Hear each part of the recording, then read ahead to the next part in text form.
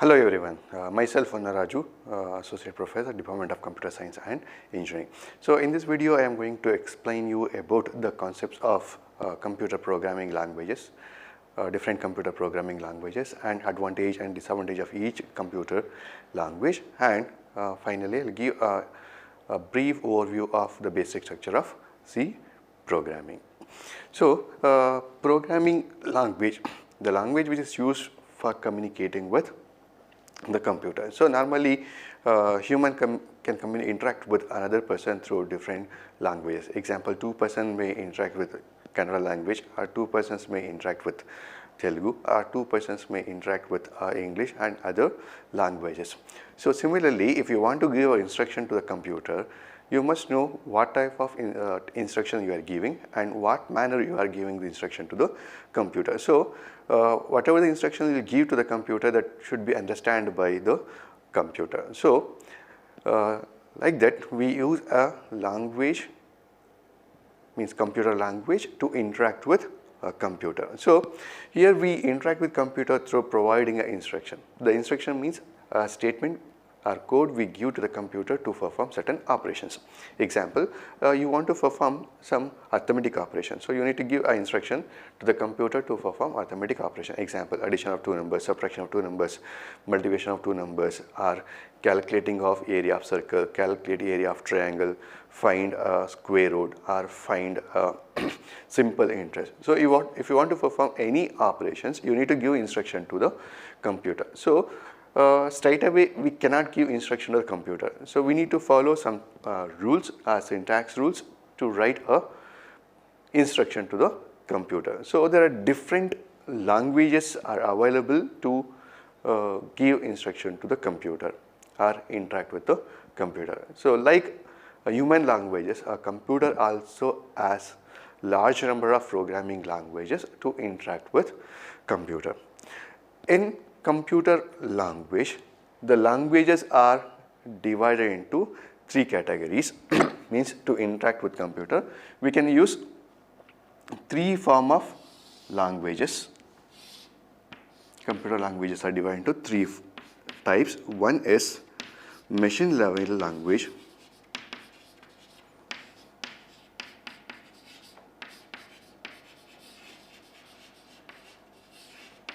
machine level language. Second category is assembly level language.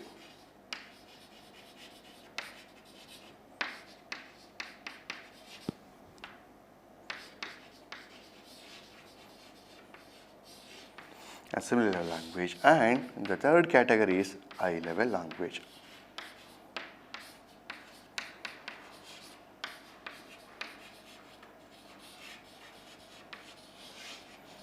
High level language. So machine level language is the oldest language.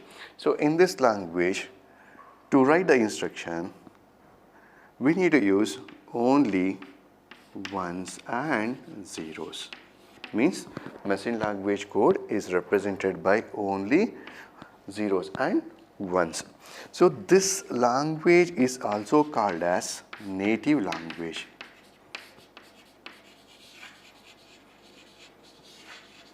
Native language, because this language is directly understandable by the computer. So means the computer can understand only one language. The language is called machine level language. So the code is represented by zeros and ones. Whatever the instruction, whatever the data will give to the computer, the data will be represented in the form of zeros and ones. Even in the computer memory, the data will be stored in the form of zeros and ones. So that's why this language is called native language, and this language is directly understandable by a computer. So understand and read by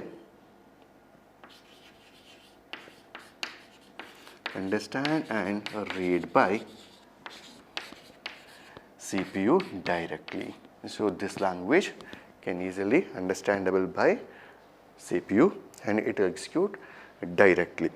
So the major problem of this language is it's very difficult for the programmer to write the instruction. So it is very difficult, and it is also difficult to interpret the program. If the program contains some errors, then it is very difficult for the programmer to check the errors. So the main problem is it is difficult to understand, difficult to write, and difficult to decode the code, and even the size of the program will be larger compared to other languages.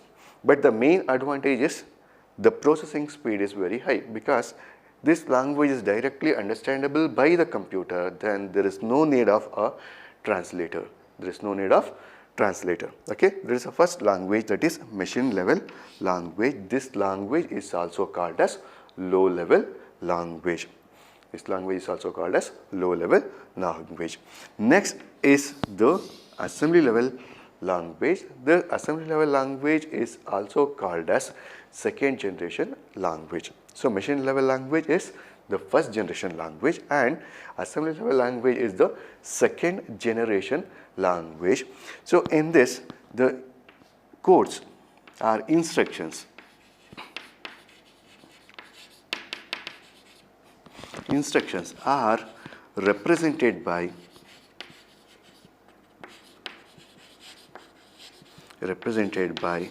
symbolic words.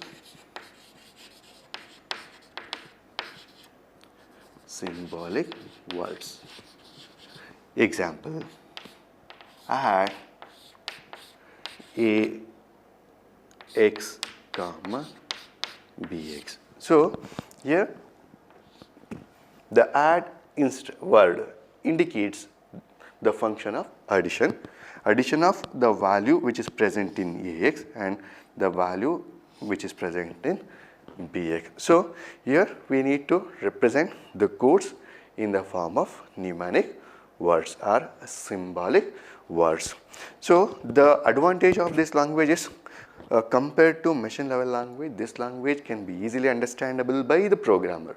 This language is easily understandable by the programmer, but the problem is you need to convert this symbolic codes into machine level code or object code. This symbolic codes needs to be converted into object or machine level code. So in order to convert the assembly language code into machine level language code, we need a tool. The tool is called assembler. Assembler. The function of assembler is to convert assembly language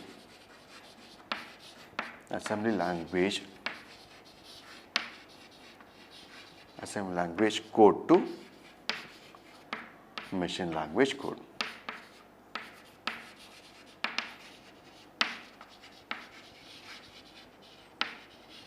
Machine language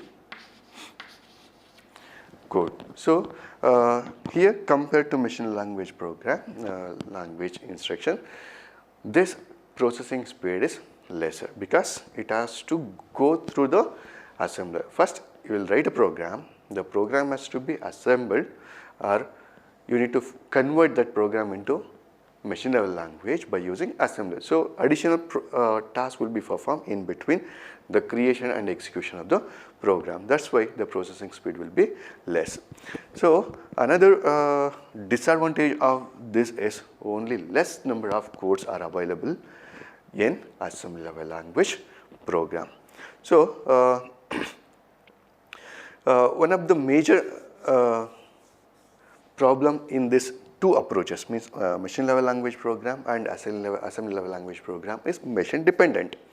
If you write a program in one machine, the programs cannot be executed by other machine. So example, you are creating a program in one machine, example machine A. The program can execute only within machine A. The program cannot be executed in machine B. So this is called platform dependent. So you need to execute the program in same system. You cannot execute the program in another system. So that is the main problem of machine level language program and assembly level language program. So here, compared to machine level language program, assembly language program is simpler to read, simpler to understand, and simpler to write, but the processing speed is list. So next language is the high level language. This is also called as third generation language. This language is like a human English language. So the instruction is given in the form of English statement. So the main advantage of high level languages, the program can be easily understandable and you can easily interpret, you can easily modify, and you can easily debug errors in the program. But the problem is, again, you need a converter. In order to convert from high level language to machine level language, you need a converter. For the machine level language, there is no need of converter. For the assembly level language, you need an assembler to convert assembly language instruction to machine level language instructions. But in high level language, you need a tool for converting high level language to machine level language. So normally we use two tools. One is compiler and second one is interpreter.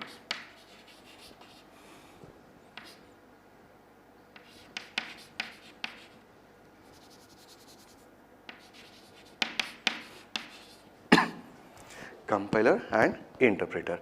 So compiler and interpreter, both are the tools are used for converting high level language program, high level language instruction to machine level language instruction. So in the compiler, whole program will be converted at a time, but in the interpreter, line by line code will be converted into machine level language. So during compilation and during interpretation, the program will be checked for error.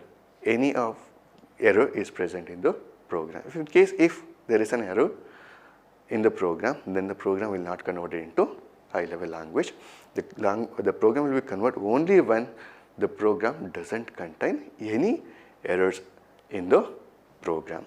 Okay, now in the principles of programming using C, in that we learn only high level language, the language is C programming. So in the next topic is related to C programming. The C programming is a structured programming, is a high level programming. The C programming is also called as procedure oriented programming language. So C is one of the most robust programming language available till date. So the C programming is mainly used in the development of operating system. Example, Unix operating system was developed by using C programming language. So C programming is also very useful in writing a hardware controlled based software. Example, if you want to write a software to control some of the hardware, then we use a C programming to control the hardware. So many of the device drivers, many of the operating system and many of the hardware control softwares were developed by using C programming language, and many of the Unix kernels, Linux kernels also developed by using C programming language. Now C programming language is the maybe top 6 or top 5th language today in the software industry. So many of the software companies still use C programming languages. So C programming language, another advantage is it is a platform independent. You can write a program in one computer, that the same program can be executed in another computer. So C programming was developed by a person, that is Dennis Ritchie, during 1972 at Bell Laboratory. Okay, let's consider a basic structure of C program.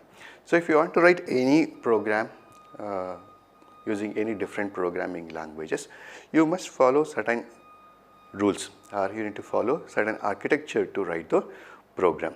So writing of C program, you need to follow certain architecture.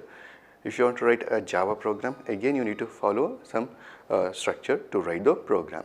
So if you want to write a C++ program, again you need to follow certain structure. So each and every program has a structure to write a program. So even in the C language also we follow structure. to write a C program. So C program is consists of a set of building blocks. So means the codes are divided into functions or subroutines. Mainly C program contains these are the components. One is documentation section, link section, definition section, global declaration section, main section and subprogram section. So the first section, that is a documentation section, the purpose of this section is to give a description of the program. So the description may be a name of the program, name of the program, or date of the program, purpose of the program,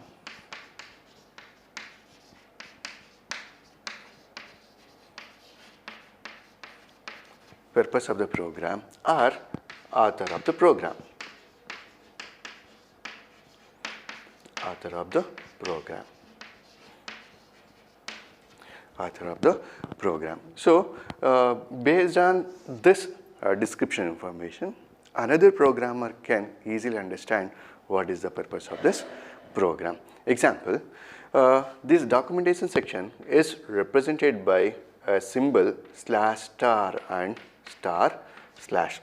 So whatever the statements you write inside /* and */ is called comment section, so or comment statement. So these statements will be ignored during the program compilation time. If in case if the statement contains any error, the error will not be checked during the compilation process. So this statement will be ignored. There is another way we can write the comments, that is double slash. So this slash is statement symbol is called single line comment, and this statement is used for block line or multiple line comment statement. So the documentation section is mainly used for giving a description of the program. Next is the link section. So the purpose of the link section is to link an external files or library files to the program. So to link external files or external files or library files.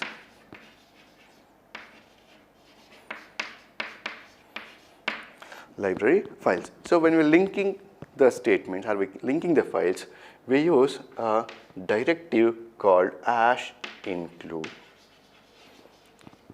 We use a statement called #include. The next section is called a definition section. This section is mainly used for defining symbolic constant. Is mainly used for symbolic constant. Okay. Next section is a global declaration section. Sometimes we write a program by using the concept of subprogramming or function. So the program may contains more than one user-defined function. Sometimes it requires to access, or sometimes we need to share variables in all the user-defined function. Then we declare a variables in global declaration section. So whatever the variables you declare in the global declaration section, that variables can be accessed by the user defined function. So this mainly used for declaring variables in the global declaration section. The next section is the main section. So this is an important section because in C programming the execution starts from the main section. So main section again is divided into two subsections. One is a declaration section and executable statement section. So in the declaration sections we declare variables which are required in the program. So those variables are considered as local variables. Those variables cannot be accessed by outside the main function. And executable statement, it contains at least one executable statement inside the executable section. Next, the last section is the subprogram section or subroutine section. So here whatever the user defined functions you have written, that will be written after the main function. So these functions can be accessed within the main function. Example, if you are writing a function for calculating the area of circle, then that function can be accessed within the main function. So all the functions should be written after the main function. Those functions can be invoked inside the main function. So these are the different sections of C programming. So here some of the sections are optional during writing the program. Example, if you are not using any global variables, this section is not necessary. Then documentation section, it is also optional. If you want, you can give a description of the program, otherwise it is not necessary. Then the link section, so based on the program, based on the functions you are using, this section is required. Example, if you are using a printf and scanf statement, then you need to mention hash include statement to include stdio.h. Then definition section is also optional. If in case if you are not defining any symbolic constraint, then this section is not necessary. Then again, global declaration section is also not necessary, but every main program must contain at least one main function. So the program execution starts from the main function.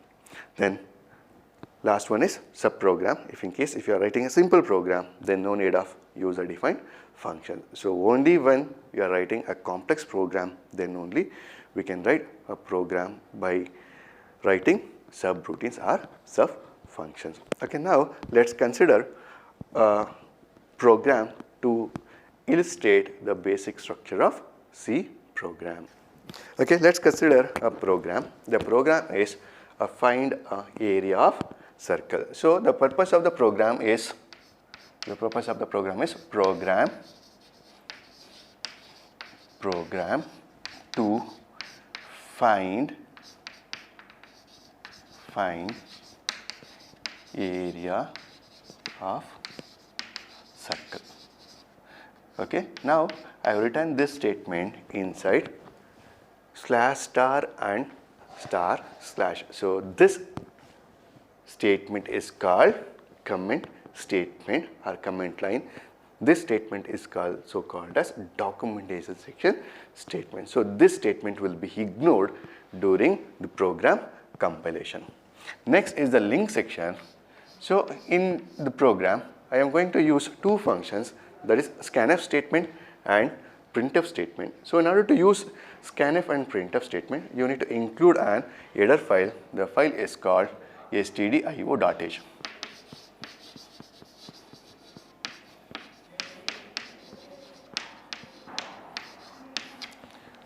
stdio.h. So std stands for standard, I stands for input and O stands for output. Include standard input output file. Next is the definition section. So here I'll create one variable.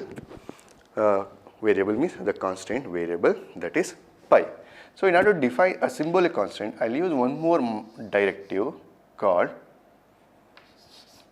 hash define pi 3.1416 3.1417. So here hash include for including external file and hash define is for defining symbolic constraint. Okay, now first statement is called documentation section, second one is link section, and third one is the definition section. So here in this program, I am not using any global declaration section. That's why I'll skip the global declaration statement. Now I'll write a statement that is a main section void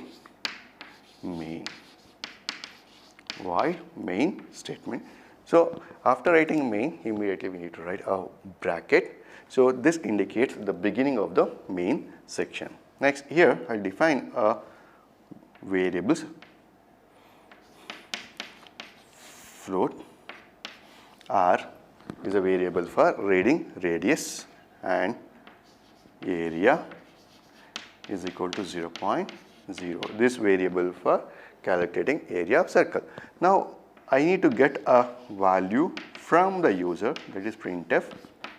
Enter the value for R, means radius val. Next, scanf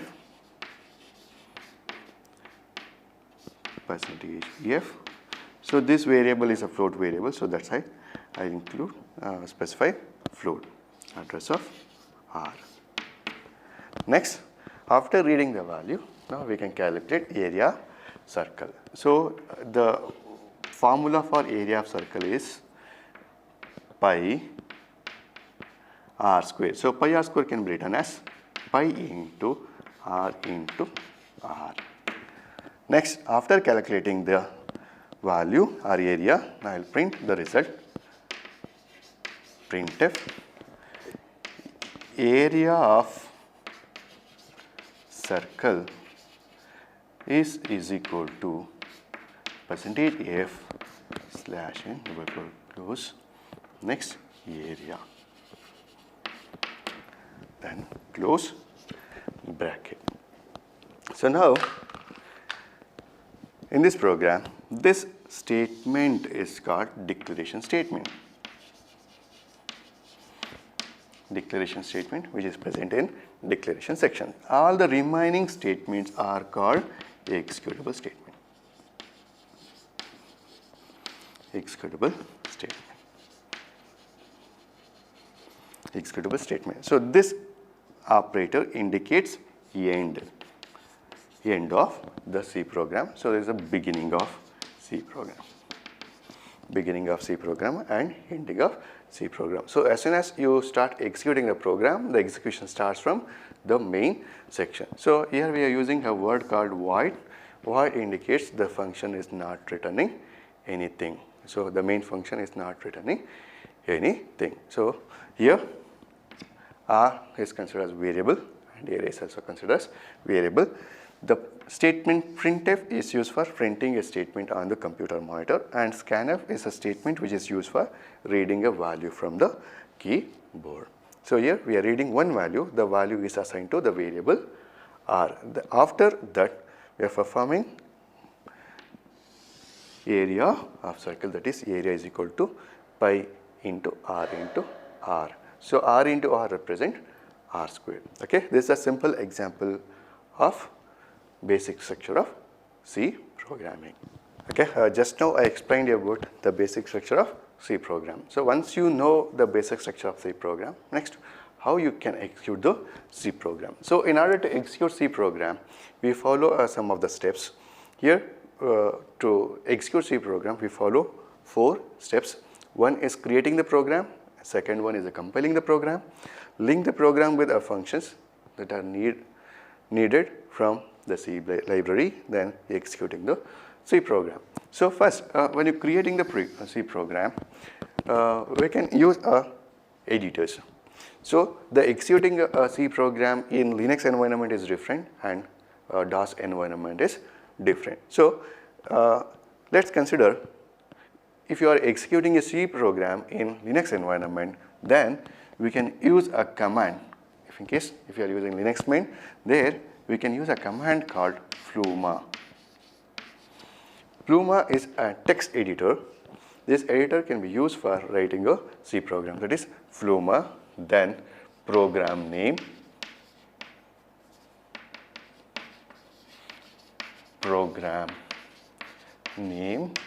dot C. Program name dot C. So when you're writing a C program, when you're giving a name, the name must end with dot C extension. The program name must end with dot C extension. So dot C indicates this program belongs to C program. So when you're giving a name, the name must represent the purpose of the program. The program name represents the purpose of the program. Example, Fluma add dot C. So here add indicates the purpose of this program is to add 2 numbers, add 3 numbers, or add 2 matrix. So the name must indicate the purpose of the program. So after writing the program, next step is the compiling program. So I already mentioned during language, the computer can understand only one language, that is the machine level language or low level language. So in order to understand by the computer, the program has to convert into machine level language. So the function of the compiler is to convert C program into machine level language program or object program. So the main function of the compiler is to compile the program and convert the program into machine level language program. So during compilation process, it will check for the correctness. So either it may be a syntax error or semantic error. It will check for syntax error. If there is any error in the program, if there is any mistake in the program, then the program will not compile. Then the compiler give information regarding type of error by giving a message of the error. So line number of the error, type of error, and other information will be provided by the compiler. If the program contains an error, again the programmer has to open the file again and make the correction of the program. So after the successful compilation of the program will be converted into machine level language. So in Linux environment, to compile the program, we use a command called cc. C stands for C compiler. C compiler. So to use this command, you need to write cc space program name dot c. Program name dot c. Example, cc space add dot c. So after successful compilation of the program, it will generate a machine level code. Then linking the library with the function. So if in case if add program contains some library function, so you need to include or you need to link those files during the execution of the program. So link step is performed to include external files to the program during the execution. And the last step is executing the program. To execute this program, we use a command called /a.out.